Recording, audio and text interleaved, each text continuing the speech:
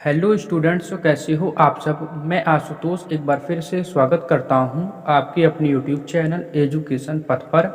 Students, आज हम इस वीडियो में बात करने वाले हैं आपके रसायन विज्ञान के एक अत्यंत महत्वपूर्ण टॉपिक ऑक्सीकरण तथा अपचयन अभिक्रिया के बारे में, यानी कि ऑक्सीडेशन एंड रिडक्शन रिएक्शन के बारे में। तो आइए स्टूडेंट्स एक एक करके इन दोनों को समझते हैं। वैसे स्टूडेंट, ये जो आपका टॉपिक है यानी जो आपका प्रश्न है ना, ये बहुत ज़्यादा महत्वपूर्ण है आपकी परीक्षा के लिए, तो आप इसे ध्यान से समझना स्टूडेंट। तो देखो, जो आपका ऑक्सीकरण अभिक्रिया है यानी कि ऑक्सीडेशन रिएक्शन है, ये क्या होता है? वह अभिक्रिया जिसमें किसी पदार्थ में ऑक्सीजन, ध्यान से समझना, वह अभिक्रिया जिसमें किसी पदार्थ में ऑक्सीजन या किसी ऋण विद्युतीय तत्वों का योग हो, जिसमें क्या हो, किसी पदार्थ में ऑक्सीजन या किसी ऋण विद्युतीय तत्वों का योग हो, अथवा किसी पदार्थ में से हाइड्रोजन या कोई धन विद्युतीय तत्व अलग होता है, ऑक्सीकरण अभिक्रिया कहलाती है। ठीक है स्टूडेंट, अब ध्यान से देखो क्या बोल रहा है। कह रहा है कि वह अभिक्रिया जिसमें किसी पदार्थ में ऑक्सीजन, ऑक्सीजन आपका एक ऋण विद्युतीय तत्व है ना, या कोई भी ऋण विद्युतीय तत्व हो, उसका योग हो यानी वो जुड़े, अथवा किसी पदार्थ में से हाइड्रोजन या कोई धन विद्युतीय तत्व अलग हो, ऑक्सीकरण अभिक्रिया कहलाती है।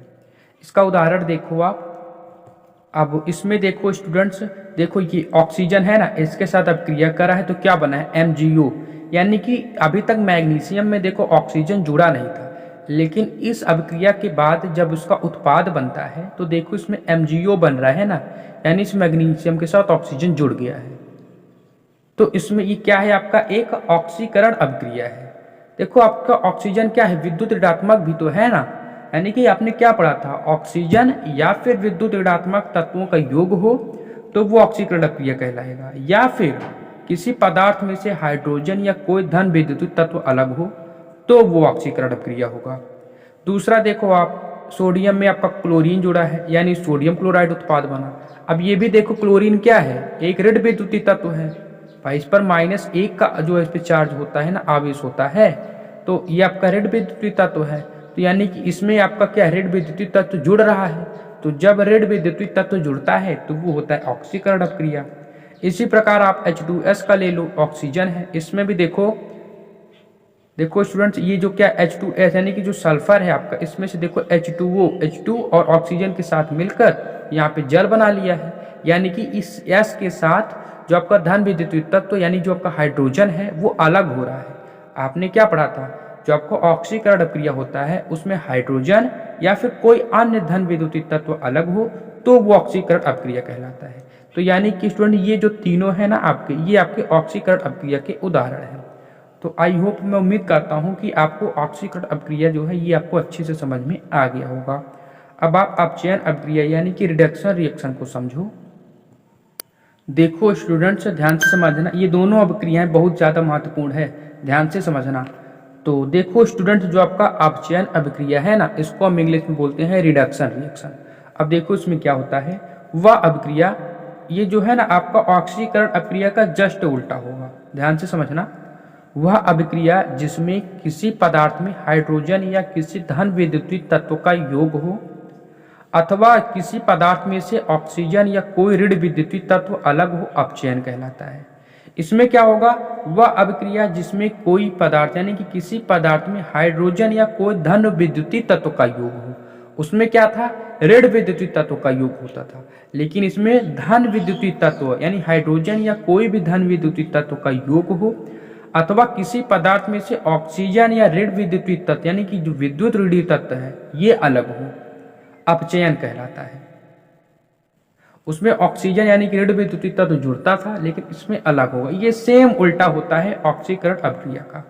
तो आई होप स्टूडेंट्स, मैं उम्मीद करता हूँ कि इसकी जो परिभाषा है ये आपको समझ में आ गया होगा। अब इसका उदाहरण देखो आप, जैसे आपका क्लोरीन है और H2S है, तो क्लोरीन के साथ क्या हुआ, हाइड्रोजन जुड़ गया है ना, आपका HCl बना है ना, यानी कि ये आपका क्या, धन विद्युतीय तत्व यानी कि हाइड्रोजन जो है ये जुड़ रहा है क्लोरीन के साथ। तो क्या हो गया आपका एक, क्या होगा आपका ये हो गया आपका एक अपचयन अभिक्रिया भाई, जिसमें आपका हाइड्रोजन जुड़े या फिर कोई धन विद्युतीय तत्व जुड़े तो वो आपका अपचयन अभिक्रिया कहलाता है। तो इसमें देखो हाइड्रोजन क्लोरीन के साथ जुड़ रहा है ना।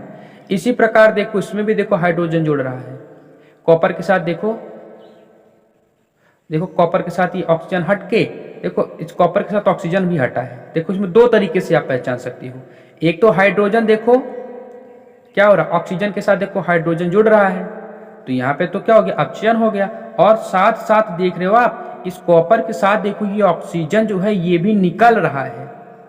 भाई ऋण विद्युतीय तत्व यानी जो ऑक्सीजन है वो अलग होता है ना अपचयन में। ये देखो ऑक्सीजन या कोई विद्युत ऋण तत्व अलग हो अपचयन कहलाता है। तो इसमें ऑक्सीजन क्या है, कॉपर के साथ अलग हो रहा है। भाई ये कॉपर के साथ अलग होकर हाइड्रोजन के साथ मिलकर H2O बनाया है ना।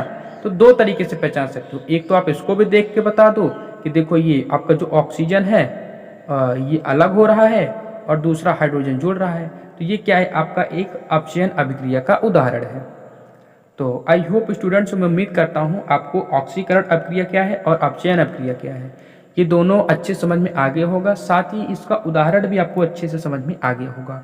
अब स्टूडेंट्स, अगर आपको कोई डाउट है, कोई आपको कन्फ्यूजन है, तो आप कमेंट बॉक्स में कमेंट करके अपने डाउट को क्लियर कर सकते हैं। तो अब स्टूडेंट्स, अगर आपको हमारी वीडियो पसंद आई है, अगर आपको हमारी वीडियो से समझ में आया है, तो आप हमारी वीडियो को लाइक करें और हमारे यूट्यूब चैनल एजुकेशन पथ को भी सब्सक्राइब करें और वीडियो को अपने दोस्तों के साथ ज़्यादा से ज़्यादा शेयर करें ताकि वो भी इस वीडियो को देख के अपनी पढ़ाई को ईजी और कंटिन्यू कर सकें।